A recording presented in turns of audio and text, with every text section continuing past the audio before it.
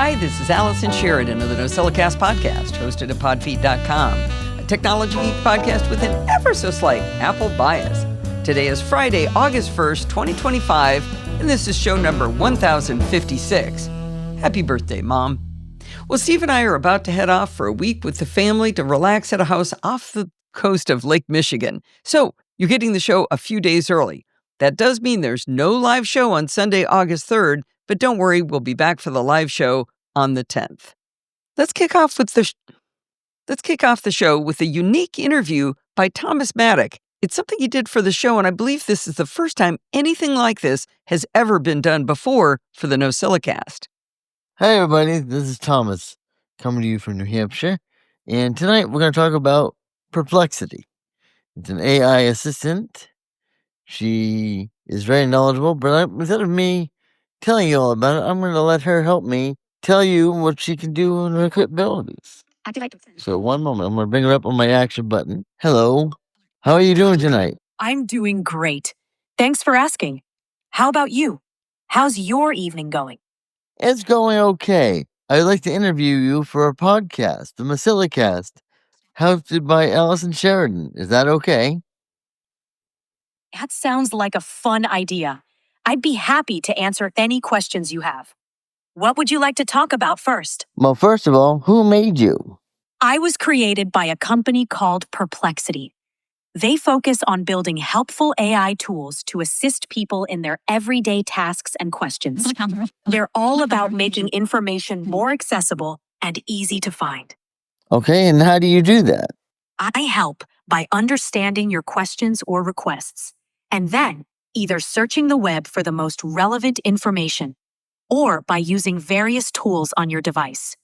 For example, I can help you find directions, play music, or even help draft an email. I try to keep everything conversational and friendly, so it feels natural to chat with me. How do you help with email?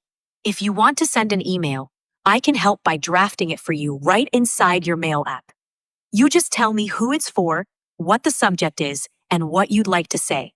I'll open up the mail app with everything filled in, and then you can review it and send it off when you're ready. It's a pretty straightforward process. What other things on my phone can you help with? I can help with lots of things on your phone. For example, I can manage your calendar by adding events or reminders. I can also get directions for you in Maps, help you book a restaurant reservation, or even order a ride with Uber. If you're looking up information, I can search the web too. Basically, I try to make it easier for you to interact with the apps and tools on your device using just your voice. Now, recently, I've been sending you pictures to describe. How does that work? When you show me a picture, I can analyze the image and describe what I see. I can help identify objects, read text from the image, or even give context about what's happening in the picture. This can be super useful if you want to know more details about something in the image, or if you need help reading or understanding any visual content. Do I need to tell you what I want, or can I just send you the picture and you analyze it automatically? You can do either way. If you send me a picture without any instructions, I'll do my best to analyze it and give you a general description. But if you're looking for something specific, like reading text or identifying an object, it helps if you tell me that. Either way works, and I'll adapt to what you prefer. Now, the other day, I sent you some pictures, and you told me I ran out of my free uses. How many uses do I get a day for free, and how many do I get if I pay your $20 a month? I'm sorry about the confusion earlier. The number of free uses can vary depending on promotions or updates to the service, so I don't have an exact daily limit I can quote you right now.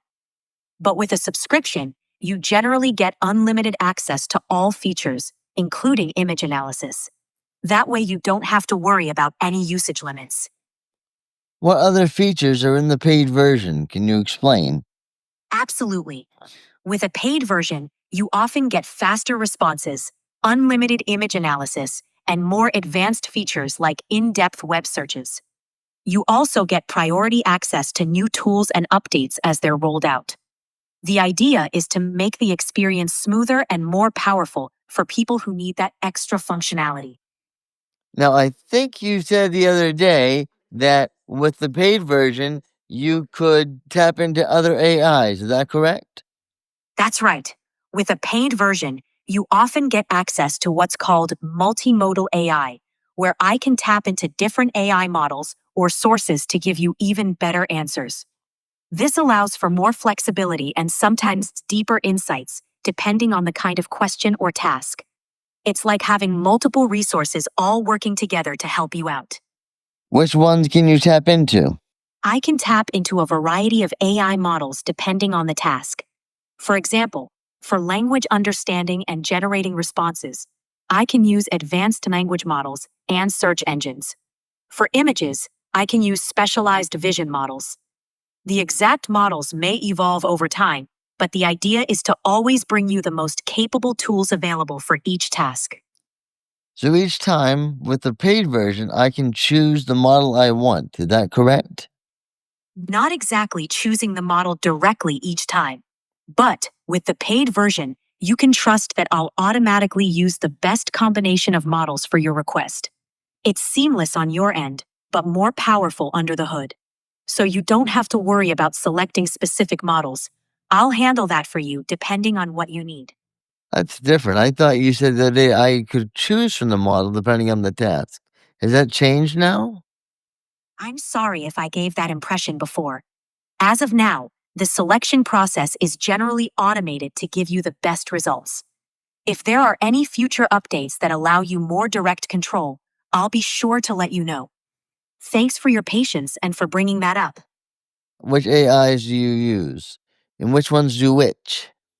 I don't have a direct list I can share right now of each specific AI model or provider. What I can assure you is that I rely on state-of-the-art language models for conversation, vision models for image analysis, and search engines for fact-checking and real-time info. What search engines do you use? I can search the web using multiple sources to get you the best information. I don't rely on just one search engine, but rather I pull from a range of sources depending on what you're asking for. This helps make sure you get the most accurate and up-to-date information possible. It's all about giving you the most useful and relevant answer for your needs. How accurate is your information? I aim to be as accurate as possible by pulling the latest and most reliable sources. But of course, sometimes information on the web can vary in accuracy. I always recommend double-checking important details, especially for time-sensitive or critical matters. My goal is to give you the best possible answer every time. Now, when you give me an answer, you usually send me some links as well that shows where you got the information. Is that correct? Yes, exactly. Whenever I provide factual information from a search, I'll often include links to the sources. That way, you can dive deeper if you want more details or just verify the information. It's all about transparency, so you know where the information is coming from. Now, how do you compare to, say, ChatGPT or Google's AI versions? Great question. I focus on real-time information and integration with your device, like helping with calendar events, reminders, or directions. Other AIs, like ChatGPT or Google's AI, might excel at general conversation or deep dives into certain topics. What makes me different is that I'm built to help you interact with the real world around you, not just chat. It's like having a helpful assistant right in your pocket that's ready to take action. So the other day, I couldn't remember the name of a YouTube video, but I described it to you. Is that something that you typically do? If somebody describes something to you, you can go out and find it? Yes, absolutely. If you describe a video or song to me, I can search for it and try to find the best match on YouTube or another platform. Your description helps point me in the right direction, even if you don't remember the exact title or details. I'm always happy to help track it down.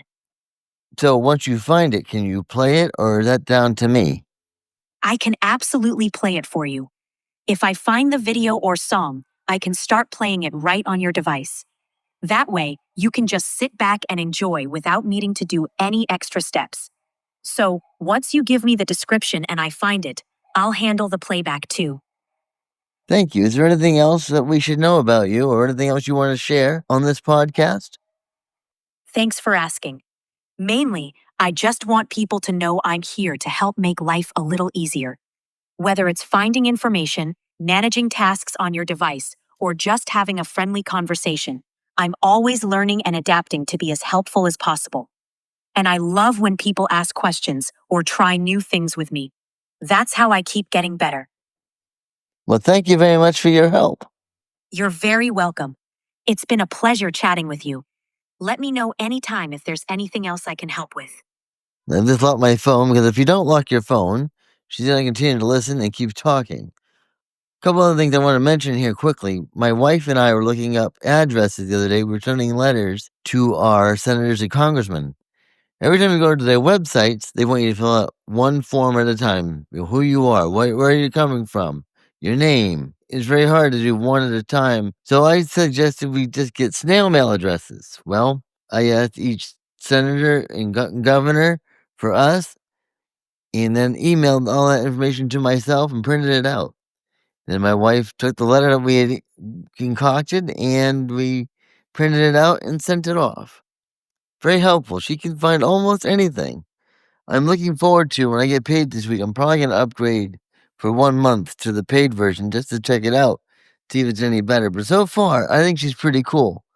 Sometimes in the morning when I can't figure out my crossword or I can't figure out a phrase, I'll ask her for help. So that's all I got from here, folks. Hope you enjoyed it. And remember, stay safe and stay subscribed. Stay safe, keep exploring, and I'm always here if you need anything.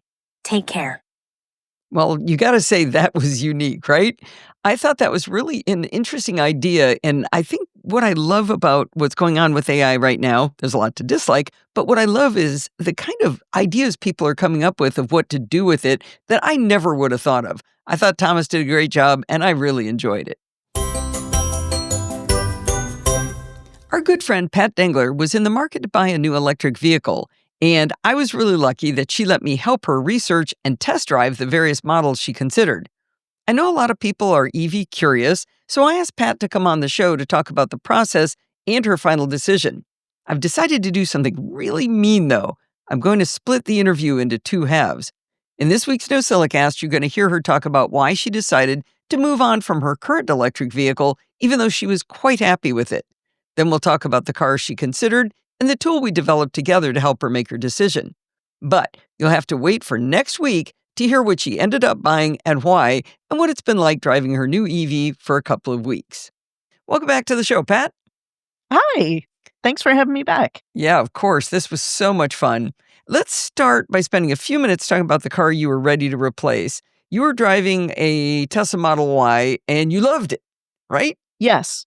From the get-go. I got it in 22, which is, or at least that's the model year. It was at a time when I had to wait 6 months from the time I ordered it until I received it. Do you remember that? I do remember Sitting that. on your couch, by the way. That's right. I think you did buy it sitting on the couch. That's right. Yeah. And it took a while to get it. So there was that. People talk about range anxiety. I had car delivery anxiety because I was going to be without a car for a little while because I had my previous lease. I needed to turn that in by a certain date. So I think I was without a car for just about a month. And Right. by without a car, I mean, I had to figure out other arrangements. Yeah, I know Steve can resonate to that delivery anxiety. His was supposed to be delivered right about the time when Tesla shut down because of COVID. And they offered him a car in the color he didn't want and said, you can have it right now, or you're going to have to wait until we don't know when we're opening back up. And he decided to wait for the car he wanted, and he was really glad he did it. So why are you getting rid of a car that you actually really love? Well, I lease, so it had a definite lease period end, and I could extend it with Tesla. I believe if you're getting another Tesla, they let you keep the lease going at the same rate for about 6 months. Oh, okay, but only if you're getting another Tesla. Right, it's probably shorter if you're getting a different car. I didn't have to go that route, so I didn't find the details out, and I don't think there's any hard and fast rules that they offer that I know of. Okay. before we go too much further into this, did you consider buying another Tesla? 100%.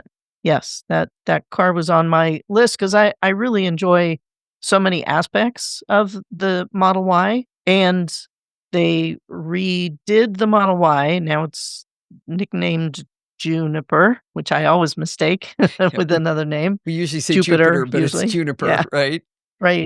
Right. So they made changes that, if I had a wish list of what I wanted changed, those would be exactly the things on that car for the most part.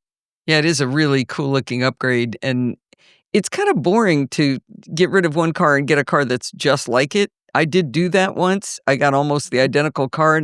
And within like 10 minutes of driving it, I was like, well, this is all familiar, Right. What big babies we are for saying that. But, you go out and buy a new car. You want it to feel new and different and wow and discovery and all this. And to drive, especially a tech car, I think that's a big feature, right? I have had 3 Mini Coopers, not in a row. So I had 2 Mini Coopers and I went to a different car make, and then I came back to a Mini Cooper, but one was a convertible and then it was a hardtop, and then the last one was a convertible. So the colors were so different, and I love driving those cars, and they're like little go-karts. I got to wax one of them. You did? Yes. Yeah, I think that car took me about 11 minutes to wax. Yeah. That was my favorite car to wax. They're pretty small. But yeah, so I did do that before, but the thought of going back into another Model Y, honestly, I really thought it was going to be too similar. They did change the body style, but only just a little tweak. And the interior, I don't think they changed at all, really. I mean, they added a screen in the back, but I don't care about that because I don't usually have anybody drive with me. Like 95% of the time, or maybe even 98% of the time, nobody's driving the car. And certainly not in the backseat. We should mention that you drive a lot for your business and for Disneyland. Yes, 12,000 miles a year. I've been pretty consistent over the last several years. Okay. All right. So Tesla was in the list, but there was a lot more to it. What kind of criteria were you starting to look at? And then we'll get into exactly how we started measuring it. What were you trying to look for? The things that get me excited, and really Tesla's the one that started me with this, because I love how spare the interior of the car is. There's no buttons, either called button vomit or button circus. I think I switched to button circus just because I kept hating to say vomit all the time. I like button barf. Yeah, same thing. So no button circus, and they take it to the extreme. There's like no buttons. Right. No buttons, no levers, no dials. I mean, there's a couple on the steering wheel, which just before turning the car in, now I was getting used to using them. I actually discovered the fast forward button, like 2 months ago. Yeah. Yeah. So I liked how minimalistic it is on the interior. It's also really fast. Really, really nice acceleration. That is the other big criteria that I have. The 0 to 60 hovering around 4 to 5 seconds is what brings me joy a lot of times, especially if I've got a passenger in the car. Well, yeah, there's the making them squeal like a little girl when you hit the accelerator. That's always fun. Yes. But beyond that, when I'm going to keep putting my own opinion in here, even though it doesn't matter at all. But when I drive my Tesla Model 3, it is my favorite car I've ever driven because of the acceleration. It's not just that it's fast, it's so smooth. I mean, you just feel like you just glide into getting up on a freeway on-ramp or turning a corner. Yep. It's just a really nice feeling. I like it. Yeah. We both know we're kind of trying to avoid the topic of why you might just never consider a Tesla. There are people who never will. And we understand that. I'm personally really happy that I have a 6-year-old car and I still really, really love it. And I don't have to make this decision right now, but putting it out there that we're not going to ignore that, but it's hard to talk about. Yeah. Yeah. It was something, that was, let's say it was on my list of criteria but not enough to write it down, or consider it that strongly. But the one pedal driving that you just mentioned, or we didn't actually talk about one pedal driving. Yeah. So that was a deal breaker for me. That was the car must have one pedal driving. And I agree. I would give up some of the acceleration for one pedal driving. Right. Because it's so relaxing. Oh, yeah. It's just I don't know. I'm so used to it now. The only car on my list, and we'll get to that list of the cars that I considered that didn't have one pedal driving was the Kia EV6. Right. There were other criteria that knocked it out of contention, but that was definitely one of the big ones. That was a big one, right? Yeah. Okay, so you're looking for an SUV, right? Yes. Yeah. And primarily because I have an electric bike that weighs about 80 pounds, so I cannot 80? put it on. Yeah. I thought it was Yeah, more it's a than heavy that. bike. Oh, okay. No, it's 80 pounds. So you don't want to bench press it and put it up on the roof? I probably could if I had to, but I'm also shorter than a lot of people, so there's that challenge as well. So you're looking for something that could have a tow hitch, and a lot of the sedans can't, Correct. right? Yeah. Yeah. Okay. I couldn't prior to the Tesla, I had a BMW 330i, which I also loved. Absolutely adored that car. It was comfortable and it was luxurious. It had really nice leather seats, and it was just it's a really great car. It's BMW's bread and butter too, the 3 Series. It's Mhm. what they But it couldn't take a tow hitch? Right. Yeah, Okay. I could not even install a third-party tow hitch without doing some, they would have had to put in some cutouts on the interior structure of the bumper in the back and also the bumper, and No. yeah, with leasing a car, that just doesn't work. And then price range. What were you looking at? I like the price range of the Tesla. So, everything is sort of going from the Tesla Model Y, Mhm. right? So roughly about 50K. Plus or minus. The Tesla did offer me a lot of incentives to get a new Tesla. They kept texting me with, these additional, $500 off of the wear and tear and, other incentives if I would stay with Tesla, which every car manufacturer does. I mean, BMW did the same thing. There's also returning customer. Tesla's hungry right now, and actually the Sure. prices are depressed. That Yeah. car is much less expensive than when Steve bought his now. It's less expensive than when I bought mine. Okay. It had come down actually probably not long after I received my Model Y, the price came down a little bit, and then it fluctuates. Yeah. And well, there's been reasons why it's going down in Yeah. price too. But Yeah. that actually makes it hard not to choose Tesla because the price was so good. So the Right. Model Y you were looking at was like $45,000 after the $7,500 tax credit. So Yeah. that's even below your $50,000 starting point at that point. Correct. Yeah. Yeah. But so what was your upper range? What, like 80,000, something like that? Yeah, I was thinking more like 75 was sort of, roughly where I was going for that. 80 would have been I think I allowed myself to look at 80 because I really wanted the BMW iX. And it's just more expensive of a car. And, Right. it deserves it, I think. Let's get into the decision tool because I'm excited about it because Mhm. I love this tool. I helped her make a QFD. It stands for Quality Functional Deployment, which is a terrible name, but we'll just call it QFD.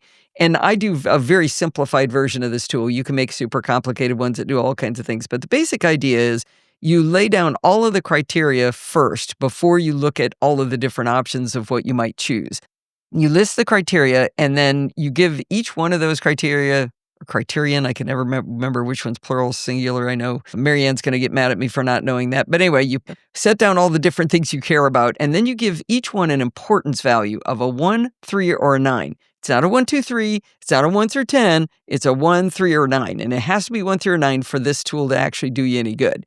So once you decide on the importance, now you can start laying in each of the cars in this case and giving them a 1 through a 9 on how well they met that criteria. So, for example, CarPlay was one of the things that you had down as a 9 in importance. If a car didn't have CarPlay, then it's a 1. So the Tesla gets a 1 for that. But any car that had CarPlay, in that case, it just bangs 9 and 1. Maybe you could give a 3 for a cruddy CarPlay, I suppose, like a bad screen or something like that. But some things are like exterior aesthetic was one of the things that was important to Pat. And she gave that a 9. And you can see where you'd have a 1, 3, or 9, depending on how much Pat liked it, is what that really was. One of the things I found really fun about doing this was it was really, really, really hard to not tell Pat she was wrong about her opinion. And luckily we've been friends for a long time, so she knows I'm incompetent at this. But as you're listening to Pat talk about what's important, you are going to say to yourself, well, that's not that important, or, oh my gosh, that's the most important thing, and she's going to give it a 1. It's fine. That's your opinion, and that's the way you should fill out the QFD when you're doing it. But it is her opinion, and I would still argue with her, but then I go, I know this doesn't count, but why would you give that value? Let's just kind of walk through the criteria, the top things you looked at. Give me what were the things that had 9s as importance? So the exterior aesthetic and the interior aesthetic, and I think interior for me was the lack of buttons, right?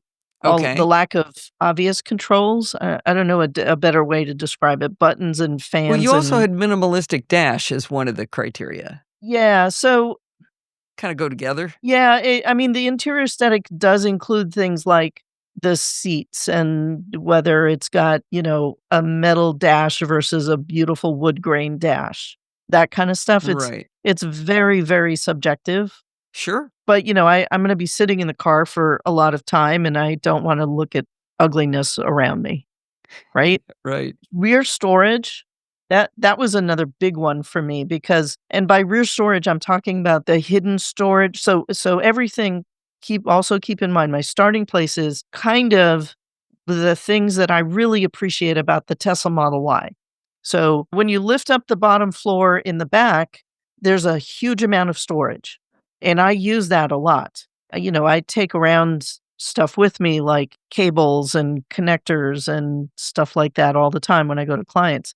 And it's super hidden that way. Yes. Yeah. You can't see. I mean, anybody who knows anything about a Tesla would know that they have good storage. Right. And then there's also the frunk, which is the front trunk, right? Mm-hmm. There's a lot of storage there. I did not grade that very high in importance because I rarely accessed it. I kept it for some basic stuff like I think the travel charging cable, which I rarely use, and the front license plate that I do not put on my cars, but I keep it there. Yeah, you make it, we should move our travel cable up there. That's where we should keep it because it's in my big storage area underneath and in Steve's in the trunk, but we don't get to it that often. It'd be nice to have more useful storage there and put that up in the frunk. I'd love to tell the story that we forget about the frunk so much that 3 weeks after, I think it was Thanksgiving, we realized we never had pie. And I was like, but we bought pie. Where are the pies? And the pies were in the frunk. They'd been there for weeks. Oh, yum. So easy to forget. And yet, I mean, it's something to care about. That's a good example of a 1 for you, right? Exactly. Does it have a front? Yeah, that'd be nice. But I was surprised that almost all of the cars had less storage in the back than the Model Y. Maybe all of them. They all did. Yeah. Even the car you ended up choosing was significantly less. Yeah, it was more than some, but definitely less than the Model Y. And there's something else in the back there that, I don't know, there's some big plastic electronic thing that at one point they told me had to do with the entertainment system, which, back in the day, that's where you would find the 5 CD changer if you were going to do that. But yeah. So there's a few little wires that are sticking out that I'm like, I just have to be careful of not putting anything on top of that. Yeah. It did make me edit what I carry with me, which is not necessarily a bad thing. Because the more storage you have, the more you fill it up, right? That's absolutely true. Yeah. Let's see. We already talked about one pedal driving, fast acceleration, and CarPlay as a 9. So CarPlay was a no-go for you unless you had chosen the Tesla. Right. But you'd rather have CarPlay. I mean, I would prefer to have CarPlay, but I lived without it for 3 years. And I managed. There's a company called MagBack that makes specifically a Qi charging holder for your phone, magnetic holder for your phone that attaches right to the screen. And so I had my back phone, of the screen. The back of the screen, yes. So I had my phone front and center for when I needed it for, using alternative navigation like Waze or managing my audio through Bluetooth, what I was listening to, that sort of thing. So it worked just fine.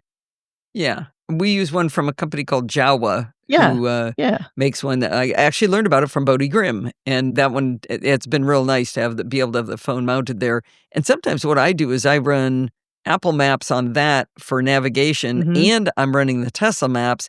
The Apple Maps are better at giving you the turn-by-turn directions, but the Tesla Maps were better for situational awareness because you get a big screen and you can see miles and miles ahead, Yep. whereas the Apple Maps just tell you, like, the next couple of blocks. So I use it for Waze because Waze is social responsiveness, to Mhm.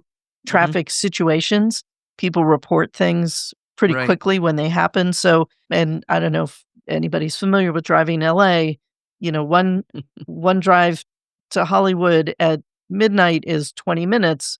At 5 in the afternoon is 2.5 hours from my house. Right. It really matters. Yeah. So I like having Waze as an alternative.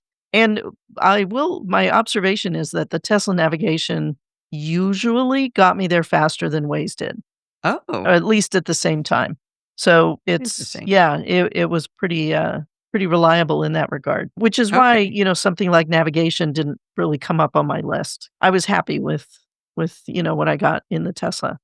Now, what about NACS charging? I see you gave that a 3 in importance. I'm assuming that's because, well, tell me why. Like a bunch of the cars, and in fact, the car you chose gets a 1 for NACS, but Right. that's because you have to use an adapter? Correct. Yeah, I mean, if and correct me if I'm wrong, but I believe that we are moving towards most cars using NACS and most Hmm. charging stations. So this was more of a future proof, which is why I got sort of a middle of the road 3. Like Okay. it'd be nice, but obviously an adapter, it's working quite well for me at home. Gets the I job I done. have a Tesla charger at the house, and I'm using an adapter to charge my car, and I'm not noticing any difference in terms of charge Great. speed and all of that. Good to know. Yeah. So, by the way, I should have said what that stands for. North American Charging Standard, Mm. as you said, and that's what used to be just the Tesla charging standard, and they Right. gave the standard away to the standards bodies, whoever those people are. So that means you can use the sum of the superchargers, right? Not all. I think they have to let you use some. You get some subset, I believe. I don't know. I haven't looked into it because I charge at home 90% of the time. Yeah. Yeah. I go to superchargers when I'm on a long road trip, and that's it. Yeah. The rest of the time, it's at our house or at Lindsay's. All right. Well, after all of this, we've really been teasing the cars out here. So we drove the EV6, and I think the EV6 is a nice car. It's fine, Yes. but one of the big things, like you mentioned, it didn't have one pedal driving, and that was kind of like, it almost had something worse. It was like, well, it'll kind of slow down, but not quite. Like it won't come to a Right. stop, which was almost more annoying. And I think it's a lower end car. It's not as luxurious as Yeah. a lot of the vehicles you looked at. The Mach-E from Ford, I thought, this is where I started giving my own opinions. I thought that was a great car, Mhm. but you didn't really care for it. What knocked it out of contention? It also had, well, it was still pretty high up there, I have to say. If it had been between a Tesla Model Y and the Mach-E, I probably would have gone with the Mach-E. Oh, okay. But it still had, the non-luxurious, plain old ordinary ice car feeling stuff. But the aesthetic, Hmm. the exterior aesthetic I really like. And it drove well, and, it was very peppy, and it had the acceleration that I was looking for. It had the one pedal driving. It had I think Apple it's a good-looking CarPlay. car. Yeah, You yeah. didn't like the outside quite as much, but you liked the inside, right? Oh, no, I like the outside. I like the outside Oh, more than I like the inside. sorry, I was on the wrong vehicle. Ah. Okay. The very first car that I test drove, though, which is probably what spoiled it for a lot of them, is the Polestar. Okay. Now, And Bart Buchatz has been a big influence on us. Try the Polestar, try the yeah, Polestar. I really wasn't going to. Honestly, I wasn't going to, Yeah. except for Bart's love of his Polestar. So if you haven't heard of the Polestar line, it's like a Volvo company, and I'm not going to try to describe all the companies of who owns who, but Volvo's in its lineage somewhere. He has access to a different line of Polestars than we do. He has a Polestar 2, I think. Yes. I shouldn't guess because he'll yell He at me if I does. get it wrong. But it's a model that we can't get in the United States. So and it was a sedan anyway. But the model we looked at was a Polestar 3, and it did really well Yeah. in the looks and the storage. The dash, man, I'm looking, there's a lot of 9s going down there. Yep, Apple CarPlay. It was fun to drive. Yeah, it was very comfortable. It had, I believe this is the first one I drove that had air suspension, which was Oh, really, yeah. really nice. The similarity that Polestar has with Tesla is that there's no negotiation, there's no dealership. It's like Mm. ordering a pizza online. You order this pizza, you add this topping, and this is your price. And let's see if one's available. And if not, you could build one, but it takes 2 months or so, before it's ready for you. But that was at no negotiation. There was an interesting thing, though, when we were first talking to them. They were offering double the $7,500 and an extra $5,000. That's the tax credit, and an extra $5,000 if you were getting rid of a Tesla. Correct. Whether you leased or owned. Very shortly, like within a month, they changed that and just offered up to $20,000 for everybody. They just rolled that Okay. $5,000 in to their total, what they're offering back. And I just looked today, it says 18,000. And when you look at the details, it's, I want to say, if you're military or former military, that adds to your discount to get it up to Cool. that full 20,000. So there's a few parts of that discount that I would not have applied to, or that Mhm. would not have applied to me. But the price was getting up there. If I wanted leather seats, that was a $5,500 increase that put the Polestar kind of over the top for me in I terms of remember price. that. Yep. That was real weird. Unfortunately, the guy at she said there wasn't a dealer. There was a place. The It's store. like in the mall, Yeah. and we went in and we still can't. None of us can figure out how he had a good price on it with and I think they're faux leather, right? But It's the good the kind of like vegan leather, leather that to me felt exactly like the Tesla seats. which is also vegan leather, Right. Yeah, But they also have a fabric. They have 2 kinds of fabric seats, which to me is a really drop in luxury. And yes, yeah, while they I'd were not agree. uncomfortable, and they might be really nice, I have not driven in a car with fabric seats since I was in high school, and I just can't imagine doing it now for the wear and tear reasons. I just Yeah, they never look yeah. good to me after a certain period of time. I agree, and that price the other thing is, like you mentioned, with them not doing any kind of dealing, their, lease price was significantly higher than the car you ended up buying, Right. which was listed for the same cost. Correct. So you ended up getting a much better deal the way you went, Yeah. and, but I would look at Polestar if anybody's in the market for an EV. It was a really, really nice car. We Yeah. both like that. 100%. But your heart Yeah. was really with, well, how mean of a place to stop was that? You'll have to tune in next week to find out what happens next. If you'd like to see the QFD decision tool we created together, showing you how that she assessed the different cars, I put a link in the show notes to it in Google Sheets. Well, this week's hero is the lovely Paul Nealon, who made a generous donation to support the work we do here. On top of helping financially, he also left me a little note telling me why he was inspired to do such a thing. He said it was because of my PSA about the Apple Watch SOS feature being a slider, not a button, and because of the great Mattock posts. I guess I'll have to share the donation with Steve, since he did most of the heavy lifting with the Mattock videos. In any case, thank you so much, Paul. And if anyone else is inspired this week, you can be like Paul and head over to podfeed.com/donate to express that inspiration.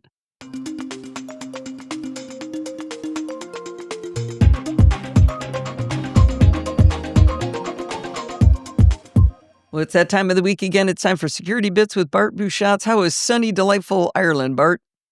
Not quite sunny, but quite delightful. I see light coming in the window. Yeah, it's not fully overcast. It's like 80% overcast, but it's not raining, so I'll take it. Take it as the win. Yes. All right, well, exactly. why don't we just jump right in? Okay, we have some stories to follow up we have talked about before. The first one is our friends in the UK. Their super secret court case to try force Apple to put a backdoor into iCloud advanced data protection is apparently going to go away. Now, everything about this case is secret, so we don't have official anything. But we found out about it from a leak to the Financial Times, and now we have a follow-up leak from the Financial Times telling us that the Home Office are trying to find a face-saving way to back down. Let them have a face-saving way to back down. Yep. Just make sure people know you did it. Yeah, exactly. So fingers crossed that all works out. The source was basically the Home Office made this mess and they have to fix it, which I thought was a fun way to look at it. Now, the next story is one that you flagged to make sure we talked about. I probably would have mentioned it anyway, but it was good to see it caught your eye as well. But we've mentioned in passing quite a few times over the last year that there's this thing going on where North Koreans are basically fake, not North Koreans, are being hired by American companies, but are actually North Koreans, and they're using that to hack companies, deploy ransomware, spy, basically anything they can do to make money for the DPRK. So the Kim Jong, whatever his face is, this week's government, I forget which Kim it is these days. Right, Un right. Il Sung, one of them. Kim somebody. Yes. But we now have a little more color on that story because there was a successful prosecution of one of the people running one of the laptop farms that is used to basically allow these fake employees to have US IP addresses. And this was fascinating to me how this was done. Yeah. So the headline here is 8 years in prison for aiding North Koreans infiltrate 300 US firms. So that's proven 300 in one court case. This is the tip By of the one iceberg. woman. By one woman who had basically cheap racks, like not the kind of racks you would have in a server farm, the kind of racks you would have in your garden shed for your tools, Right. with rows of laptops with very colorful post-it notes reminding her which fake employee belonged to which laptop. And The way the story is written, she's like, "Oh, I didn't know this was anything wrong." yeah, I wanted to work from home and there weren't very many opportunities, I believe, was one of the things she said. Yeah, I mean, I don't know if that one passes the sniff test, that you couldn't tell this was maybe a little bit dodgy. And I think at one point she complained that it was very difficult to keep things straight and to remember which laptop was which. And she had to do a lot of work to find an appropriately strong ISP, and her electricity bill went right up. So she had the laptops in her house. The employees would apply for, I'm putting quotes around it, the employees, well, they did become employees. They would Right. come in from Korea, VPN into that machine, I assume, and then apply for the job and get the job. But it looked like they were just somebody working from home in the United States as a result. I believe she was also doing a lot of the work putting in the applications with the fake identities. Right, right. Again, that might have been a hint that you Right. were doing something illegal. Just I'm applying for jobs on behalf of fake people. What? And I'm letting them VPN into my house. What could possibly be wrong? filling this out. So if this is one woman helped North Koreans get inside 300 companies, Right. how many more of these are out there? Right. Jeez. This explains why it keeps on being flagged in threat intelligence reports. We keep talking about it because it keeps making the news. And I was like, well, this must be happening an amount of times. But that's a big number by the looks of things. Yeah. Yeah. And was there anything the companies could have done to be able to tell? Like, can they learn something? I'm not sure if they can learn something from this court case. I've heard interviews with people who didn't fall victim, who would have interviews and throw in questions like, so the New York Dodgers, no, they're a real team, the Philadelphia Dodgers, what do you think? And the fake people go, oh, I love the Philadelphia Dodgers. They actually are I the don't LA Dodgers, by the way, not New York, but yeah. they may have New once York been in Yankees. New York. There we go. Yeah, there you go. Okay, so they would throw in things that just about anybody in the U.S. might know. Yeah. And that would, That's so they weird would to just think you have to do that. lie with great confidence. Or, Okay. BS with great confidence. And so a lot of people are like, if you do the work, but if you outsource the hiring to the lowest bidder. No one really cares, Yeah. right? Right. So it was interesting. Right, so that brings us to one of two deep dives. We really have, it's kind of an interesting show. So do you want to set this one, because this one I here, do. because you told me to. Well, I asked you if you would be interested in working on this, and like 10 minutes later, you said, "Oh my gosh, I've been writing like crazy. This is fun." So I think this will be an interesting topic. Jeff Gamet did a presentation at Mattock about security and privacy, and you may have heard me mention when I talked about Mattock that he likened privacy to his underwear drawer. There's Right. nothing secret in there, but it's his own business what's in his underwear drawer. So I always think of underpants when I think of privacy now, and so do you. Anyway, in this same talk, he explained some things that Bart has taught us before. He did a great job where he explained what DNS was. Later on, he explained what HTTPS is. And then eventually, he folded the two pieces together to explain DNS over HTTPS, also known as DOH. And he recommended using Cloudflare's DNS when he was talking about DNS. But then he went on further to explain that on the Mac with Safari, we don't get DOH unless we do a little bit of work. And he suggested using something called Warp from Cloudflare. And while I was listening to him, I did some digging around and I found it, and I found where you could install it from Cloudflare. But I was like, but I don't really understand what this is. I mean, Jeff sounded like he knew what he was talking about, but I thought I'd ask Bart to explain what is this and where we, start over. What are we talking about? Right. So before I give you the TLDR on what Warp is, and I'm going to give you like a 1-paragraph description, and then we can dive in more detail. But just want to set the scene a bit here. So the first thing to say is that if you're one of the people like me and Allison who pay for iCloud, we have another option that we're already paying for, basically iCloud Private Relay. That is free with every paid iCloud plan. And that will give us Can I interrupt DOH. for a second? Is that the thing that takes Apple gets one half of the request, so it knows one part, and then it forwards it to another server that knows the other half, but both sides don't know both? Something like that? Yes, it is in fact DOH++. It's anonymous. Oblivious DOH, ODOH. Okay.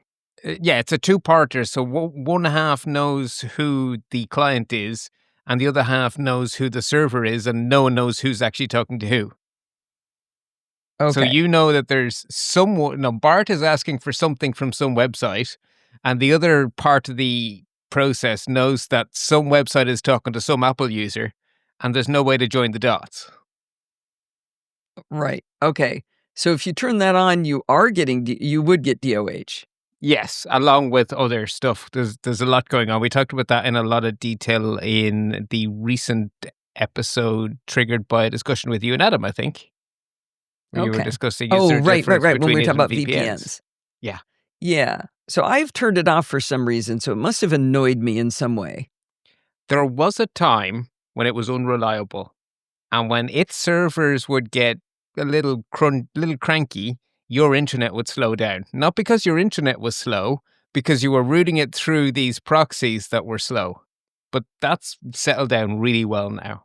Yeah, I don't think it was that. I know one of these security things caused images not to load in emails or something. It was one of those type of annoyances where it was causing behavior that was constantly irritating me, like sand in your eye.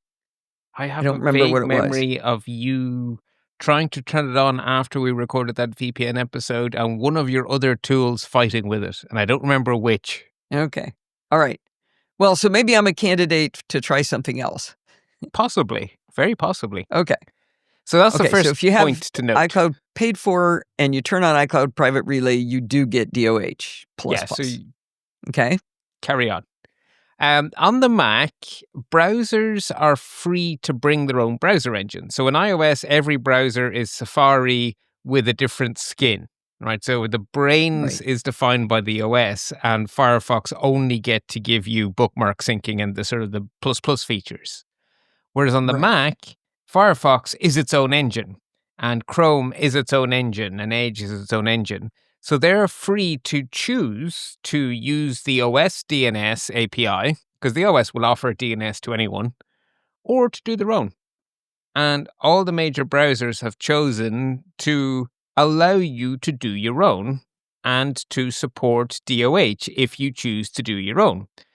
So I had a look. I installed the 3 most popular browsers and checked what they do by default. And I can tell you that Chrome's default is a little confusing. But what it actually does is it takes your OS's default DNS IP addresses. So when you go into the network preferences, you can see the IP addresses that your computer is using. They were probably given out by your router. If those DNS servers support DOH, Chrome will use DOH from those servers. Otherwise, so if you had chosen Cloudflare or Google, it would give you DOH. Yes. Okay. Or you can go in and take a different toggle and tell Chrome, forget about what the OS is doing. I want you to use this DOH server and just put one in. So Cloudflare would work fine. Firefox is different. Firefox has made agreements with DOH providers in some countries. And if you're in those countries, your Firefox defaults to DOH through those providers. Ireland is not on the list. So for me, Firefox does not default to using DOH. America, so the United States and Canada, are on the list. So for you, Firefox will default to DOH. Now, that had to do some digging for you to figure that out, because when you looked at it, it wasn't there. Oh, no, the settings are went clear. Beyond. So the setting says use DOH if available in your region, and then it tells you status : and mine was disabled. Oh. Yeah. Okay. And then Edge, being a Chromium browser, does what Chrome does. Edge actually tells you what it's doing more clearly, because the Chrome UI confused me more than the Edge UI, but the functionality is identical because it's Chromium. Right. So if you did use, say, Firefox and you enabled DOH and everything, and you're in the US, you've only protected that browser on that machine. You haven't done anything about iOS. You haven't done anything about your Mac Mini that's running as a little server or something, or anybody else in the house's device. Right. It's literally only when you're surfing with that one browser on that one device. Yeah. And in those browsers, or in fact, in those browsers, you can configure third-party browsers to use a free DOH provider like Cloudflare. So that's true of all of those third-party browsers. And that's what we're about to talk about? No. What do you mean by configure? So you can go into Chrome or to Firefox or to Edge on Windows, Mac,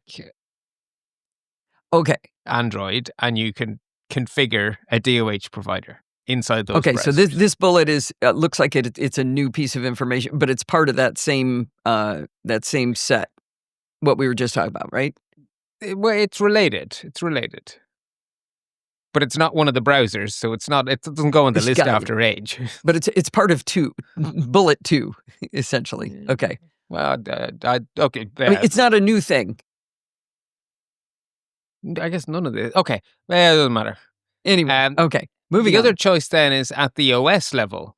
So what about my operating system? So if I can configure the third-party browsers, but like you said, then I've only protected my browsing. What about at the operating system level? Wouldn't that be better?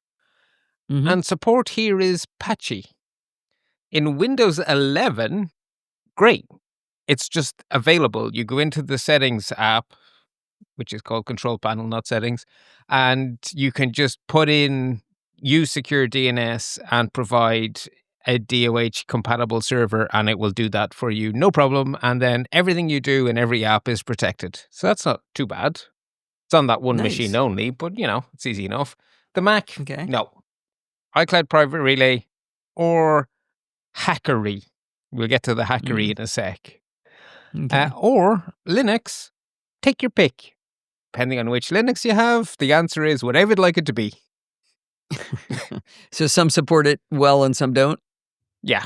Yeah, absolutely. There are fantastic implementations on some flavors of Linux. Okay. but, it'll be different. And the reason we care at the operating system level is there are other apps on your Mac that are doing doing things with the web apps, for example, or why would we care beyond surfing the web? Everything that talks to the internet is sending out DNS queries, which is leaking information. Okay. So I'm running ChatGPT. Yeah.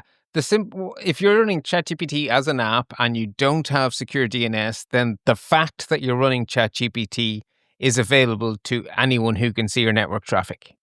Got you. Okay. Yeah. Okay. If you really want to do DOH at the OS level, the internet is full of instructions for how to do it. It's On the Mac. On the Mac. It's hackery of the highest order. What you do is you install your own DNS stub resolver on your Mac, so you make it listen on localhost, some port you've chosen, and then you tell the operating system to talk insecure DNS to localhost, so to 127.0.0.1, and then whatever it is you installed does DOH and hands the answer back to your operating system, which is happening entirely internally, so it doesn't matter that it's insecure. But that's really brittle. If your DOH resolver fails to start, you're off the internet, because as far as your operating system's concerned, there's no DNS. When it's too nerdy for you, too hackery for you, it's got to be bad. No thanks.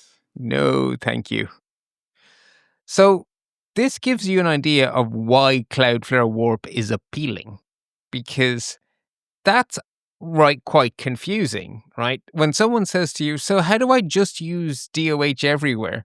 None of those answers are particularly good. It's like, have you got half an hour and we'll have a conversation? At which point they sod off, right? Cloudflare Warp gives you a one-button fix. You install this and you turn it on and you have DOH operating system-wide done. So that's why Jeff was saying this is a great option. So Okay. iCloud Private Relay gives you all pretty darn good protection, actually, about the same protection as Warp, but only if you're paying for it and not on your Windows machine. Warp everywhere. And this is obviously going to take care of Windows, Linux. Can you run it on? You can't run it on the Mac on the iPhone or Android, can you? You can. Oh, really? Yes, you can, because it's very clever. Okay, so now that we know why we care and why Jeff was singing his praises, here's my TLDR of what Warp is. It is a highly constrained WireGuard VPN combined with a secure DNS service.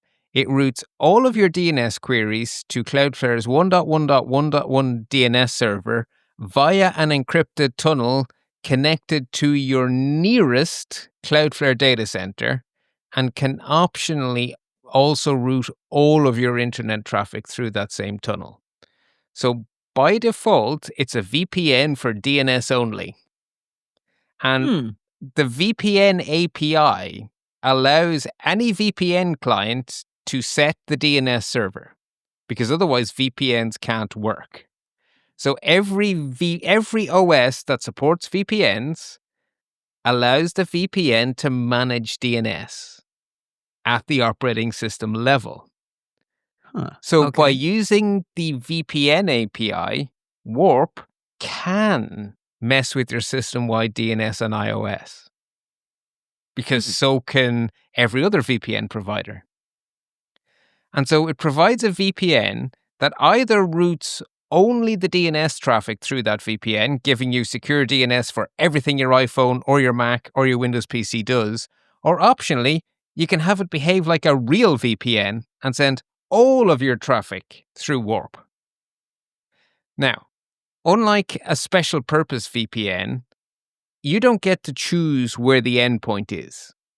The other end of the VPN is always the nearest Cloudflare data center. So it will vaguely obfuscate your geographic location. You won't be able to know that it's Allison in a particular place within a particular state, but you will still get the same television. You're not going to get other countries' Netflix, Ah, okay. right? I would never do that. Yeah, and anything that uses the IP address to vaguely give you location-specific search results and whatnot is going to give you proper answers. The weather apps that use the IP address to get a hint of where you are going to give you the right answer. So it's So that's actually a benefit.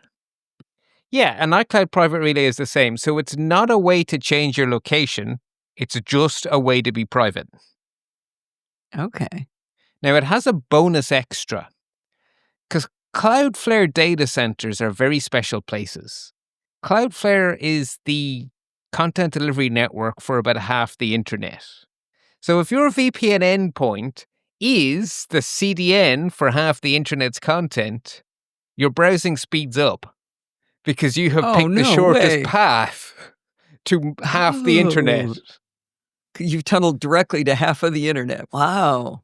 Oh, that's interesting. That makes me want to speed test it. Yeah, and now, you see, it's not going to show up on a speed test because the speed test servers isn't using a CDN, but your real-world experience is going to be a little bit faster on average because half the internet is being really efficiently delivered. Wait a minute. How do you know that the speed test tools don't use a CDN? How would you know that? By definition, because they try to test your internet speed so they avoid being proxied. Their whole purpose is to try to be an accurate sensor of your ISP. Okay. Not of your Okay, experience. I see what you're saying. Okay. I see what you're saying. Huh. It's a really cool technology.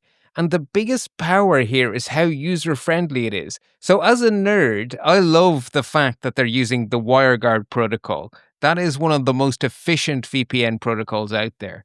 They're using the VPN APIs because they're the perfect way for it to give them the power to do things on iOS that you probably think you couldn't without any sort of hackery.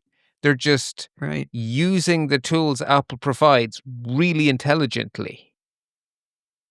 So it's just a nice solution. And it's simple, right? The UI is just, there's a button and you turn it on. Like, it's not confusing. You don't have to configure 20 things. You just turn it on. I'm curious whether it would cause the weird side lobe effects that you tend to forget about. Like you're trying to set up a poorly designed IoT device, and the way it's designed, you have to connect to its network first, and then once it connects to your phone, it knows, oh, okay, now I've captured, I can log into your real network. I don't know if you've ever had to do one of those. That's a common failure point where if you forget to turn off your VPN, it will not work. And I wonder whether it would be the same kind of thing. Like, is a little VPN light going to come on at the top of the screen? Yes, it is, because it's using the VPN APIs. So your phone will show the little VPN icon. And can I still be on Tailscale? Almost certainly yes, because what it's doing is it's protecting the first mile. So it's going to be one of those VPNs that doesn't stop you talking to your LAN. Right. Because it would have that's to. not its job. That would be a really bad design. Yeah. Well, but my LAN isn't where my machines are out in Tailscale land.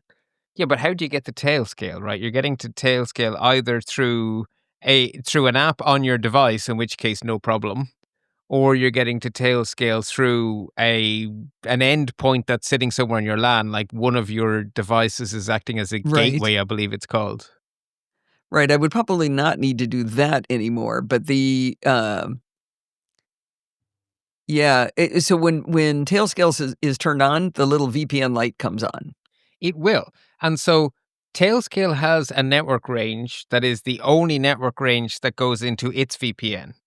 So you would have two VPNs on your phone, and every Tailscale IP would go to the Tailscale VPN because it's also using the same APIs.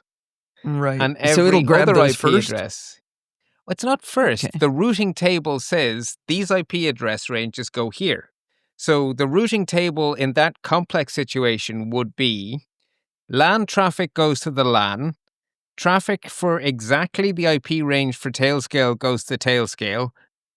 The default route is the warp tunnel.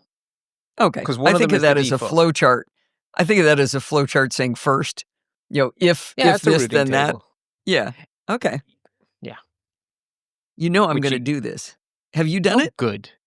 I can't remember. It You've was been a 2 little weeks ago. busy. I have been a little busy.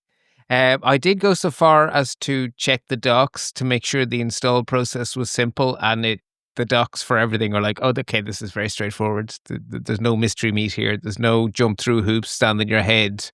It's straightforward. All right, I'm doing it while we keep talking. Don't turn it on while we're talking. That's a terrible idea. On my Oh, phone. on your phone. Okay. okay. That's a whole I'm not different quite kettle as of dumb fish. as I look, Bart. I mean, you I were see a sound source specifically- update, and I'm not running that either. I did mine this morning and then rebooted. Yeah, so you hadn't specifically mentioned the Mac as being a place where it's difficult. So again, there is a client for the Mac and for Windows Great. and for Linux and for For iOS and for Android. So they really do mean cross-platform. That is really, really cool. It is spectacularly cool.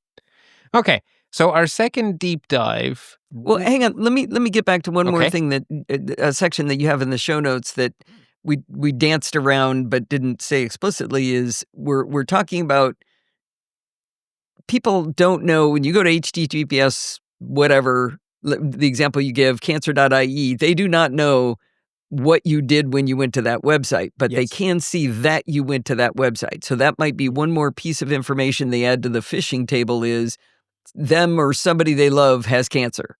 Yeah. And that's just one more little example. Bicycles.ie. Oh, Bart is a cyclist. Okay, let's add Yeah. that to the table. Nothing particularly private in and of itself, but when you add the pieces together, that makes you better fodder. You said bankofamerica.com. Right. Now I know where they bank. Exactly. So it's very easy for DNS to leak. You could argue that it's metadata, but it's Yeah. pretty valuable. Yeah, especially in aggregate. Yeah. Okay, very cool. A great Okay. explanation. I enjoyed the way we went through this. This is good. I trusted Jeff. I really did, but I didn't understand it, Right. which sounded like even more fun. And I imagine in Jeff's conversation, it was one point in a much larger discussion, whereas we just got to talk about this bit. Yeah. He did a great job, by the way. I liked going, ooh, I knew that one. Ooh, I knew. Oh, yeah. Good job putting those together. That was great. No, he's great. Jeff's an excellent explainer. I mean, I know he likes to be playful and funny, and people don't always take him as seriously as they should. He's a very smart cookie. Yeah. That was kind of my thought about it. Was like, whoa, Jeff, you know stuff? That's cool. Oh, he really does. All right, we need to move on. Bart, passkeys were phished. They're not secure, right? TLDR, nope. So this Okay, good. this story surprised me by being taken seriously by people who I trusted not to lead me astray. And then it turns out it was a giant big nothing burger a week later. And the initial story, passkeys bypassed in phishing attack, was all over the internet. I saw it everywhere. The retraction, when the self-same security researchers went, oopsie, our bad, nope. I didn't hear that anywhere. Apart from one Yeah. place, Steve Gibson gave as much attention to explaining that it hadn't happened, why it couldn't happen, and why he shouldn't have been so credulous as he gave to the original story. So credit to him, he gave the retraction as much airtime as the original story, but no one else who's on my radar did. Thankfully, we didn't record a show last weekend, or I would have had to undo a whole bunch of telling. Okay. But now I get to jump straight to the end point. It didn't happen. But actually, there's still a story here. So what the researchers initially thought they had seen in the real world, which made it like, oh, okay, real world attack being reported by, a real security company. I hadn't heard of them before, but they were apparently a real company selling actual services, and they were doing an actual investigation of an actual hack. So there was something there. But what they said they had seen was a real-world attack in which they thought they saw someone being successfully phished who had a passkey as a second factor. So they thought they had seen the victim go to a phishing site which faked the victim company's portal.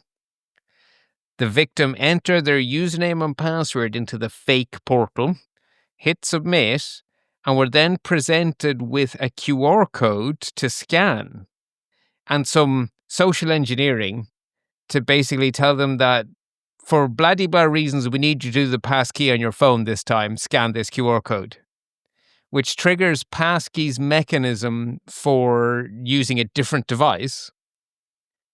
And what the researchers said was that when the user did that, it completed the passkey and the baddies got logged in because they were proxying that fake portal to the real portal in real time. That's not true. And I was suspicious because my understanding was that should be impossible. Turns out it is impossible.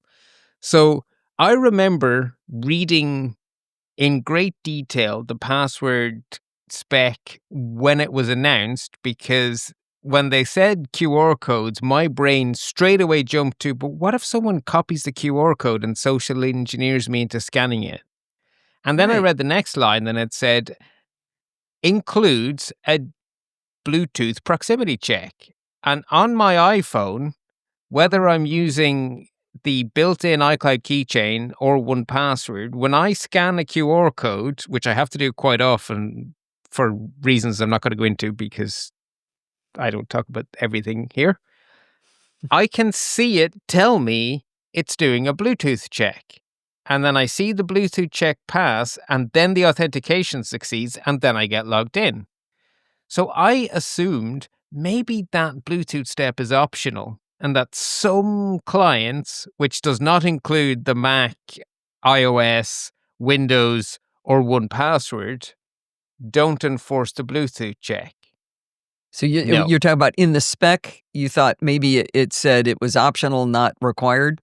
Yeah, Must so in versus spec can? speak, precisely. I mean, you love reading these RFCs and stuff, right? The terminology is can implement, should implement, or must implement. They're like, you can if you like, you probably should. Nah, you're not getting certified if you don't. And I was like, well, maybe it says should. No, it says must. I've double checked. It absolutely says must. If it's certified passkey, this whole attack is nonsense. Can't happen because the attacker's machine is unlikely to be within Bluetooth range of the victim. Right. So why did everybody think, or why did these investigators think it had happened? Because they got confused by the logs. And the reason for this is that modern authentication logs are not like old-fashioned authentication logs. So in the olden days, if you just had a username and a password, every attempt to log into a website resulted in one log entry, which had a success or a failure. But with multi-step authentication, there isn't one transaction. There are multiple transactions. And some of them can succeed while the overall login request fails. And so there will be separate log entries, right? So if you go to, let me think, Amazon is an example of this. You go to Amazon and enter your username and password. They will take that, then offer you a whole new page where they challenge you for the OTP or your passkey or some second factor. OTP meaning one-time passcode. Okay. Thank you. That's going to come in handy in a few stories down, so we have that one ticked. So that's a separate transaction. So that will be in the logs as a separate transaction. And so the two are connected, but they're still separate lines in the log file. So there's an extra column has now been added to log files called a correlation ID. And so in your Excel speak, you have to remember to group by correlation ID. And then a truly successful login is one where there are no failures anywhere with that correlation ID. Because if I have stolen your username and password by phishing or whatever, that step will succeed, but the next step will fail. And so when I look at the correlated logs, I will see success failure. Whereas if you log in, I'll see success, success. That's no failures in total, therefore real success. But if you are a little too aggressive with your filtering, right? Modern logs are voluminous. Mhm. You have to filter. So when you're investigating a security incident, what you have is 5 million log entries, of which the attackers are responsible for like 5. So you're looking for a real needle in a haystack, and you have to use a tool to filter that down. If you're using special tools for security, they probably correlate automatically, but not necessarily. Right. So if you're using a querying language like KQL or Splunk's PSL, you have to remember to group by correlation ID and then filter, with the rule being no failures anywhere in the set, not one failure or This one failure success. of the analyst looking at the logs, it sort of reminds me of when you've described all the different layers of security that are in macOS. You've described them as moats, and there's Right. moats and moats and moats and moats, and you have to get through every moat in order to succeed. And this is a Yeah. case that's kind of odd where the first moat failed, but the second moat succeeded. Yeah. And that's something that you don't think about the second one failing or succeeding when the first one failed, but this would be a perfect example of it. Yeah. Now, security researchers should know about correlation IDs. So a pet theory is that if you manually do the filtering using Excel or KQL or PSL, you're writing the code, and so you're not going to make that mistake. But if you try to use a different approach to turn much, much, much data into a summary, like, say, ask an LLM, you won't know that the LLM forgot to correlate. How would you? It doesn't tell Okay, you 'cause what you it's can't doing. see it. Yeah, Yeah. Now, we don't know that they used we AI, don't. We don't. but you could see how that would be a way. Well, or what if they're just untrained, That'd be a bit inadequately like trained? dropping your car into your local Honda dealer and they give it back with 3 wheels instead of 4. Like, this is Like, it's that very bad? elementary. Yeah. Okay. Do you see this as if this were better publicized, as a good lesson that people Right. could learn from this one example if it was well publicized, but it hasn't been? Absolutely. For a couple of reasons. So the first thing is passkeys are not vulnerable to these attacks, but all other multi-factor authentication mechanisms we use are. An OTP, so one of these one-time codes, whether it was SMS messaged or whether you read it out of your Google Authenticator app, that can be proxied. There is no concept of a proximity check like you get with the passkey. The reason the FIDO Alliance called passkeys phishing resistant is precisely because these proxy attacks do not work. You can't proxy yeah. the passkey. I like this story because it renews our faith. Had we not had this failure to understand and then correction to understanding, then we wouldn't have our, hardened faith in passkeys. We kind of would, because the original draft of the show notes ended with, don't use a client that isn't built into your operating system. Because I knew for a fact, and I verified by reading the bloody docs, which took me forever, that Windows, Linux, Mac, 1Password, LastPass, and every other reputable password vault I could find all do enforce the proximity check. I now know why. The spec says must.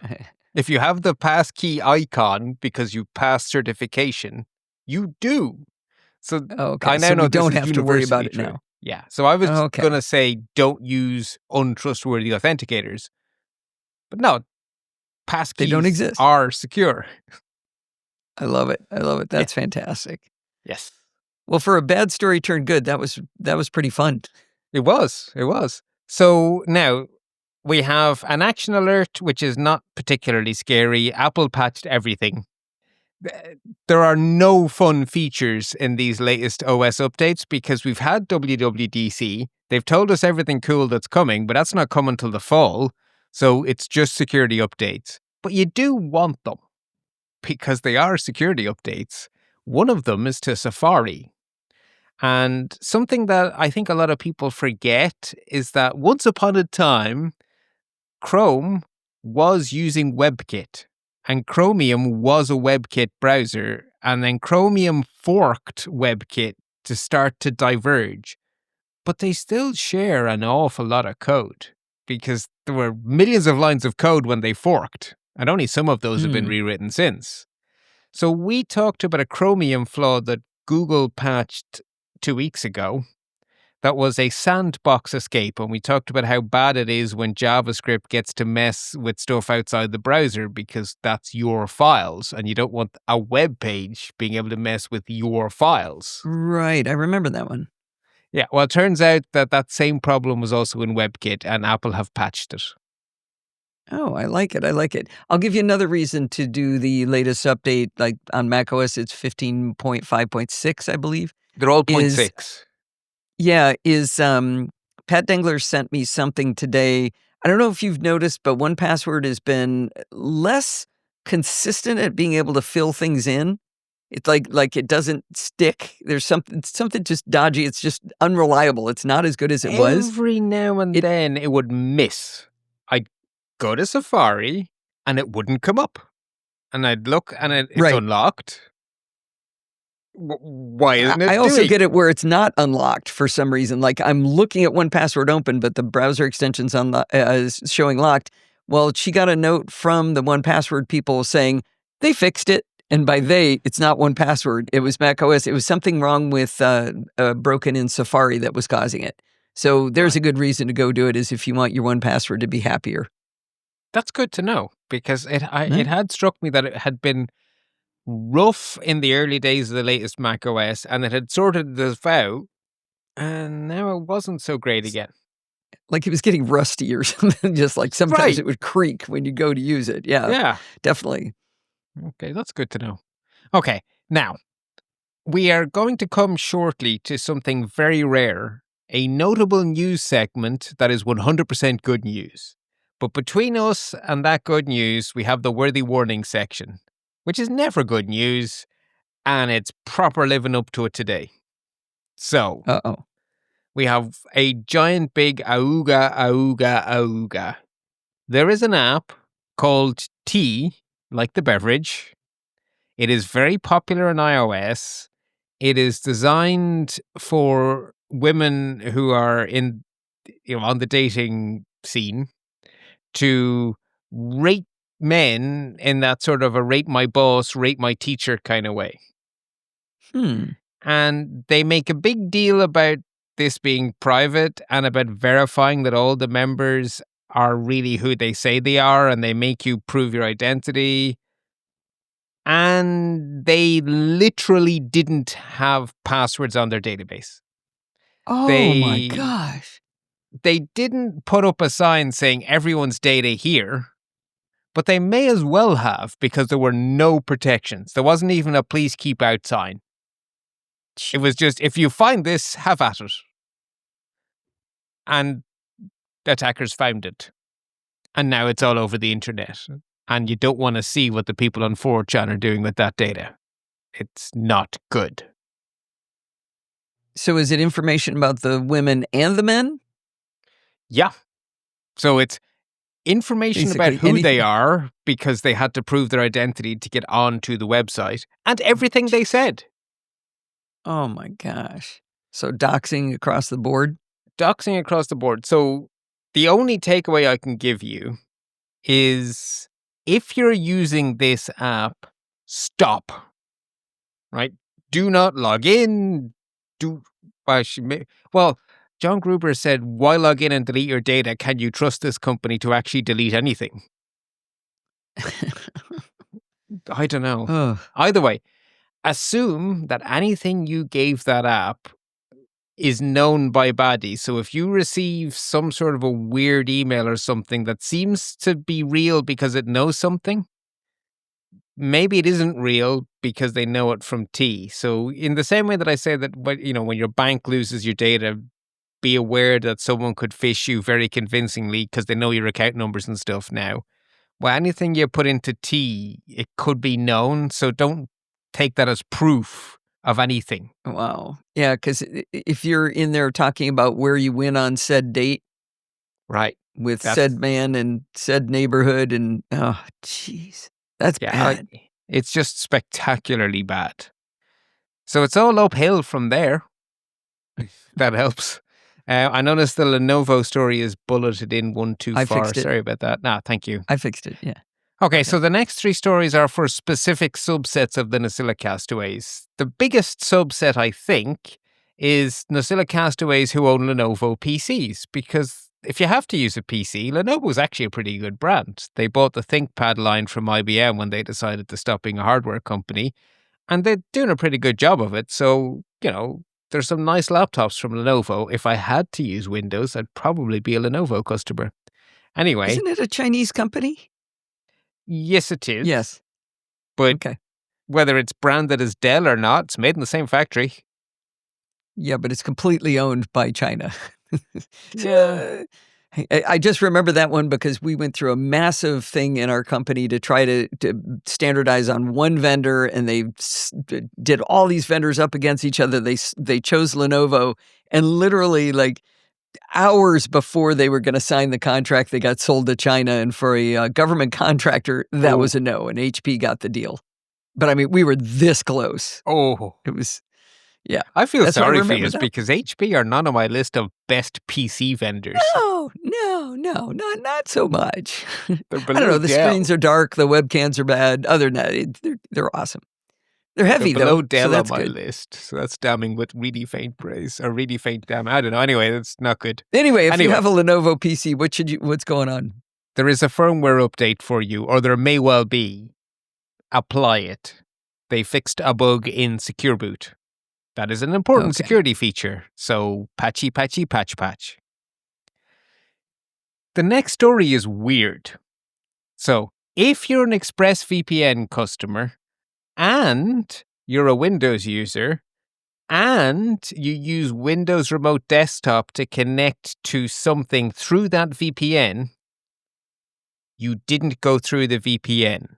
There was a bug that meant that your traffic went outside the VPN tunnel. That's not just when remote desktoping. Just remote desktop on Windows on the ExpressVPN client. Very small subset here, but do bear in mind that if you are using RDP to log into a work machine with work credentials, change those credentials. So has it been patched? Yes. Okay. So, update your app and then change your credentials in that order. Yeah. A lot of people actually... The other order would be stupid.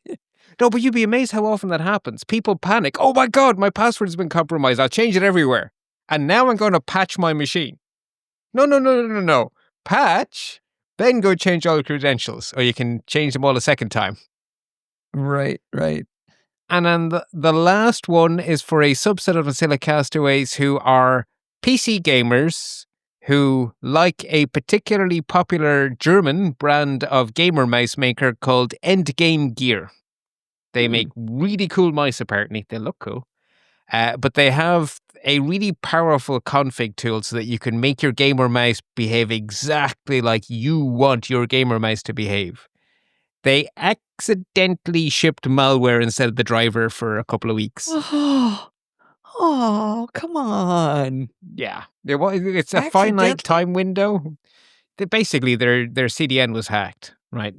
So they were publishing their installer, and baddies replaced their installer with a booby-trapped copy of their installer. The dates are on the website. Story in show notes. Patch if needed. Or react if needed. Okay. All that done. Notable news. All good news. First up, Brave have done a very clever thing. So we gave Signal great praise for their originality in using the DRM API to hide your Signal chats from the rather dubious Windows recall feature, where your Windows machine takes a screenshot every n seconds and sort of kind of protects it. Probably okay, but it's very new, so I'm not sure how much I trust it yet. And that's a bit creepy, because the idea is that AI can then answer questions like, who was I chatting to about me piles last week? And then your AI will go, oh, you were chatting to Dr. So-and-so. Okay, thank you.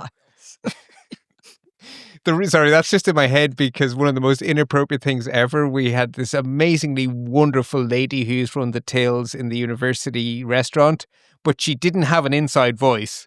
And I was queuing up for dinner when I heard at the top of her voice, Father so-and-so, how's the piles? And myself and the person I was taking the lunch, we just couldn't keep a straight face. Whenever I think of inappropriate information, nothing beats that moment. Father who? I don't remember if it was like Father John or something, but basically, Okay. hey, Father, how's your piles? I may use that one too, right after I'm done talking about Jeff's underpants. Exactly. It's just, it's stuck in my head forever. Anyway, this is really clever of Signal, and we gave them great praise for it, but actually it turns out there was a slight catch that I hadn't realized. What happens if you have accessibility tools? They can't read through the DRM API because it blocks everything from reading. Okay. And it's not Signal's fault because there is no better API for them to use. And yet the Brave browser has done something better because Microsoft did realize the importance of private browsing, and there is an API that any third-party browser can use to mark a window or a tab as a private browsing window, which will block Windows Recall, but not other screen readers. So your accessibility tools can keep working. So Signal just They had makes to it use so the that DRM you can't API. read it at all. Yeah. But, well, why was Brave able to do it and Signal was not? Because Brave is a browser. So Brave could use the API for browsers, which Oh. has a toggle that says this is a private browser window. And So then you literally can't use Signal if you're blind, say. if you're blind. Sorry, you can't use Signal without turning off its protection from Windows Recall. Which, if you're using Signal, are you the kind of person who wants Windows Recall to be following you around doing everything? You may or may not have Maybe you a could turn off choice. Windows Recall. If it's your own laptop, you can, but if it's a corporate issued laptop, maybe you can't. Jeez. Maybe, you know. Well, stay tuned. I hope this gets figured out. But anyway, the good news is that the Brave people had an API to use, and they have said every browser window in Brave uses this API to tell Copilot or to tell Windows Recall to sod off. So Okay. browse is private without losing your screen reader. Good. So good. Secondly, our friends at Proton have been busy. So Proton is a Swiss company that is trying to basically provide a product suite that's privacy first. That's their whole business model. We will offer you storage and email and all sorts of stuff on a freemium basis, very fair freemium basis, and it's all privacy protecting. And they're expanding the range. And within the last 2 weeks, they've launched 2 new tools that are in our wheelhouse here. The first one they launched was a privacy-respecting, fully encrypted AI assistant called Lumo. I gave it a go. It answered my questions very well, and it has a very cute cat icon. So it actually looks like a really fun choice for a chatbot to have a go with. I was writing show notes for Let's Talk Photography, and I found myself using phone camera and camera phone interchangeably. I was like, one of these is probably more right than the other. So I asked Lumo which is the right term, and it came back with a really good answer that basically said, if you're describing the phone, then it's a camera phone because it is a phone that is also a camera. But if you're describing the camera, sorry, I have that literally backwards. Might be backwards. Yeah. I have that literally backwards. If you're describing the phone, it's a if you're describing the camera, A phone's it's a camera. phone camera. And if you're describing, they just explained it Well, really anyway, well. it came up with it. It came up with a really good answer, and it helped me get my show notes straight. And I used all the right words at all the right places in my show notes. Oh, there you go. There you go. So, yeah. And then the second thing they launched is a Google Authenticator alternative that gives you fully encrypted syncing that is trust no one, so they can't see your stuff, and it's all nice and secure. There's no spyware, there's no ads, there's none of that. It's just a free standalone cross-platform client that syncs. I'm not a big fan of, well, I don't know, maybe how does this one work? I know one of the problems that a lot of people have with standalone authenticator apps is that they disappear when they change their phone. Yeah, so And if I if you use the wasn't a one inside 1Password one-password user, yeah, see, if I wasn't a 1Password user, I would want a good authenticator app that does synchronizing and all that kind of stuff. But I am a 1Password user, so I have a really good authenticator app. It's called 1Password. Right. But So this I is- thought it was Google Authenticator that didn't do that. That there was a problem with its syncing or something. I should be talking when I can't remember what the facts are, but I know I've been... Authy is problematic in that Authy? regard. I've run into problems with Okay. Authy, which is really popular, and it really messed me up. I find it so odd that everybody refers to these as Google Authenticator apps. It's like, no, it's nothing to do with Google. Like 1Password has nothing to do with Google. Yeah, but Google invented the protocol and then open sourced it. So it's officially TOTP, but everyone calls them Google Authenticator And because they TOTP pioneered stands it. for... Time-based one-time password. So T is time-based. There should be a B in there, but Okay. it fell away. And then OTP is one-time password. So TOTP. Okay. Oh, Proton is also a nonprofit. Did you say that? I didn't know forgot to mention that fact. Yes, so they are registered as a corporation, but under Swiss law, it's a non-profit corporation. So if they're doing all this stuff for free, where's the money? It's a freemium model. They offer a whole bunch of paid services. So they will give you free basic email. If you'd like to bring along your own domain and have 20 users, well, now you're going to upgrade to a paid package. They will give you a free OneDrive, G Drive alternative for a couple of terabytes. If you want more, pay for it. So it's the freemium Same model thing with... Dropbox. But the Authenticator app they're giving away just for free. Yeah. And Lumo, I assume, probably has a freemium model as well. Yeah, it's free for a certain amount of queries. And if you'd like more, pay. Maybe the right way to do it is to get all of the freemium model ones, and like when you run out of Lumo, go over and do some Claude till you run out of Claudes, then do some ChatGPTs, you run out of those, you do some Perplexities, and then you cycle back to Lumo again. If you're not interested in the privacy, that will work, but very few of them will not train off your prompts if you're not giving them money. That's what they're Interesting. getting. David Ross showed me sent me something, basically a prompt to ask your AIs to summarize in a JSON file what you know about me. Ooh. And he ran it on, I mocked him, but then when he told me why he thought it was interesting, he said he tried it on Claude, and Claude said, I don't know anything about you. And when he did it on ChatGPT, it had a ton of information about him. Now, I find that interesting because Claude definitely remembers. I mean, I've had Claude say, I've asked it a question, how to do something, and it'll say, oh, well, you have Keyboard Maestro, so you could do it with that. And I'm like, wait, how did you know that? And it says, well, you told me. Yeah, but the fact that it didn't answer with that prompt doesn't mean it was giving you an honest answer to that prompt. Wait, what? They can be wrong or not tell the truth, Bart? Yep. Stay Sorry tuned to for the palate disappoint you. cleanser. Yeah. So, yeah. Okay, so, yes, one last thing. Microsoft are paying down a little bit more of their technical debt. As of October, if you link a file of a dodgy file type in an Excel sheet, the link will not work anymore. this is really popular way for a malware to get icky stuff into your computer is to send you an Excel file with embedded links or whatnot to something that they shouldn't be linking to. Just closes down this whole vector. If a file type is not on the safe files list, you can't embed it in an Excel link. Okay, That good. makes sense. Yeah. And then I have an excellent explainer. So this is one of those things that none of this is news to our listeners, but it's a great thing to have in your back pocket to share with friends or family.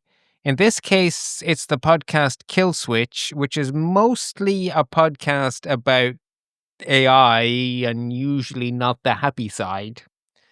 Little things like how AI is misused by police departments to arrest people without properly checking if they're actually guilty by just believing the face match when they should be using it as a piece of information to be checked with reality. Anyway, I don't want to go off right. They did an episode that they explicitly said at the start, this isn't one of our usual episodes. But basically the host was like, I used to think that I didn't have to worry about having a good password because who'd care about me? I know lots of people are like that. I've learned my lesson. I'm going to spend this half hour explaining to you why you should follow me, why you should start to care. And it's just a really good, short, friendly, non-judgmental, non-preachy explanation of why password hygiene matters for everybody, not just CEOs and politicians and famous people. We used to think that, right? How cute were we? Once in our innocent youth. And so that's That's it from interesting. me. I actually had no palate cleansers, but I didn't feel too bad because you have two. Yeah, I fell down on the job last week, but I have two great ones. The first one is I thought was really fun. Microsoft ran a study on how well people could identify AI-generated photos, and the results were that people could only tell they were AI-generated 62% of the time. Now, what makes this fun is they've published the little game they've built so you can try it for yourself. And they show you a single image at a time. You guess whether the image is real or not. And then at the end, they tell you how much better than the average population did you do. And I did worse than the average. I came in with a score of 60%. They said, you're better than 33% of people. Yay. That's a positive spin. But the only bummer is they don't take you back and show you, like on the ones you missed, hey, you could have seen this. You know, this would have been a clue. And I remember there was a picture of a woman that was like, oh, please don't let this one be AI. Please. No, this is perfect. And it was AI.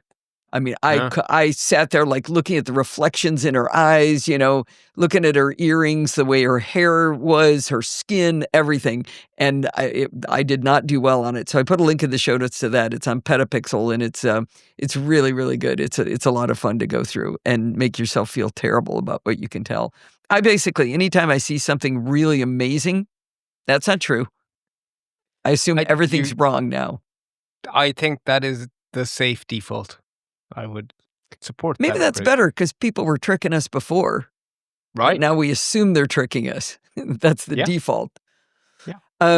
So my second palate cleanser gets back to LLMs wouldn't lie to you, would they, Bart? I've mentioned that one of the things I do is I ask it about software. I like to ask it whether something can be done. And I don't know why I keep doing this because it's so rare that it gets it right.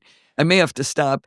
In this case, I was talking to Claude, and I wanted Steve to have a client that would read Markdown files, because I write stuff in Markdown, and I want him to be able to read them, and they end up looking real stupid when he looks at them and text edit. So I was going to have him download by Typora, the one that you and I like, but the text editor that we like. And but then I thought, well, I wonder whether there's any native macOS apps that actually already do that. So I asked Claude, does macOS Sequoia come with any native apps that can display formatted Markdown text? There's a screenshot of this whole conversation so you guys can go look at it. And it says, yes, text edit, quick look, Safari, and notes. And I said, really? Text edit? So I go and I look again, and I wrote back, no, text edit does not render Markdown. And it says, oh, you're correct. I made an error. Text editor doesn't, but quick look, Safari, and notes, absolutely. And I said, no, quick look doesn't either. And it says, you're right again. And it says, look at this more carefully. I'm not certain about any of the remaining apps I mentioned for rendering Markdown. Do you know of any macOS apps that do render Markdown formatting? I swear it asked me the question I asked it. That is impressive. Now, I happen to know how it might have gotten the wrong end of the stick because Notes is getting Markdown support in the next OS. Is it? Oh, good. It is. I'm not sure exactly how it's going to work. That's not very clear, and I haven't played with the betas because I like to get work done. But there is some form of Markdown support. And the other thing is there are Quick Look extensions you can download to give Quick Look the ability to preview Markdown. Quick Look extensions? Oh, yeah, they are a thing. Any app you install can bring along Quick Look features with it. So if you... Okay. And you can also get apps that only give Quick Look extra powers. Oh, okay. Okay. And there's a folder which contains the Quick Look doodads, and you can drop an appropriate .quick look something file into those folders. So my Quick Look shows me Markdown. But Quick Look out of the box. And there are like Safari plugins. Sure. I wanted to be able to have a text editor, though, a text editor. But I did put an extension onto Notes that lets you do some Markdown formatting, but all it's really doing is then doing what is built into Notes. So, like, I don't want to go up to the thing and drag down and say this is a heading, a title. So I can type, hashtag space and it'll make it a heading. But all it's doing is converting it into what it already knows. And it doesn't work on iOS and iPadOS. And so it's stupid. Anyway, I did find it funny that basically Claude thought I was testing it and now wanted to know the answer. I mean, it's very friendly, but it's not a reliable friend. No. I don't know whether it's an idiot, disingenuous, wants to please. They're certainly programmed to want to please. They're certainly trained. The reinforcement training puts that personality on them. And to me, their scariest feature is that they don't know what they don't know. They talk with equal confidence about things that their training data would have given them 20 billion reasons to believe, as they do about things their training data gave them one reason to believe, which is probably nonsense because it came from the Onion. And they don't have a sense of humor. Well, yeah. Well, that was fun. Thanks for letting me hijack all of the palette cleansers here. Yeah, my pleasure. It saved me the work. It's just I was so busy with work stuff going on, I didn't have time for fun. I have a whole bunch of fun waiting from you, actually. Good. You have a few things sent my way to have a look at for when you have some free time. I thought that was very considerate. Thank you. You're welcome. All right, Bart. Well, thanks for coming in early so I can go off on vacation this weekend. Have lots of fun. This is your nautical trip, isn't it?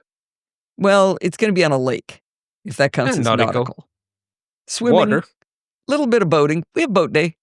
Boat day. Nautical in my book. Bigger. Your lake is probably bigger than our nearest sea. Yeah, it's really big. Yeah, you see? Lake Michigan. Anyway, have fun. Oh, yeah, it's huge. Right. Okay, this is Security Bit, so I need to remind everyone, stay patched so you stay secure. Well, that's going to wind us up for this week. We will see you next week, but in the meantime, did you know you can email me at allison@podfeet.com anytime you like? If you have a question, suggestion, send it on over. Maybe want to do a unique interview like Thomas did. You can send it to me at that address. Remember, everything good starts with podfeet.com. You can follow me on Mastodon at podfeet.com/Mastodon. If you want to listen to the podcast on YouTube, where do you think you go? podfeet.com/YouTube. If you want to join the conversation, you can join our Slack community at podfeet.com/Slack. You can talk to me and all of the other lovely Nosilla castaways there. You can support the show at podfeet.com/Patreon or with a one-time donation at podfeet.com/donate, like Paul did. When you go there, you can use Apple Pay or any credit card you like. Or if you're a PayPal fan, we have that, of course, too, podfeet.com/PayPal. And if you want to join in the fun of the live show, you're going to have to wait till next week to head on over to podfeet.com/live on Sunday nights at 5 p.m. Pacific time and join the friendly and enthusiastic Nosilla Castaways. Thanks for listening and stay subscribed.